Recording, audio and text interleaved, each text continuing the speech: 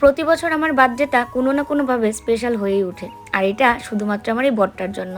ওর ভেতরে কি প্ল্যান রয়েছে, কি করবে কি না করবে তোমাকে একদমই বুঝতে দেবে না। বিয়ের আগের থেকে আমার বার্থডে কিন্তু আমার বাবার বাড়িতে পালন করা হতো।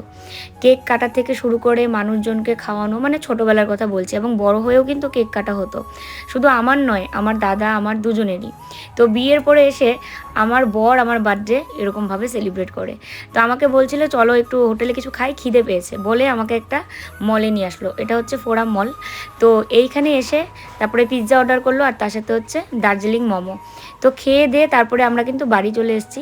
আর বাড়ি আসার পর মিকির অবস্থা দেখেছিলে, আমার হাত ধরে বসে আছে। তো স্নান করে আসতে না আসতে ও কেক নিয়ে হাজির। তা আমি বললাম কেকের তো কোনো প্রয়োজনই ছিল না। বলছে না, তুমি এমন কি কোনো বার্থডে গেছে যে তুমি কেক কাটোনি? কেক তো কাটতেই হবে, আজকে কিন্তু আমাদের বাড়ি যাওয়া। তো বাড়ি যাওয়ার জন্য সব মানে তাড়াহুড়ো করে রেডি হচ্ছিলাম, তার মধ্যেই ও কেক আর মিষ্টি নিয়ে হাজির। আর আমার শাশুড়ি মা যে এত কিছু মানে রেডি করে রেখেছে, এটা আমার কাছে বিশাল বড় পাওনা। ধান এবং দুর্ব এগুলো সব রেডি করে রেখেছিল যে আমার বার্থডে কেক কাটার পর ধান দুব্বা দিয়ে আশীর্বাদ করবে। তো যাই হোক, এরকম একটা মানে সারপ্রাইজ পেয়ে আমি ভীষণ খুশি।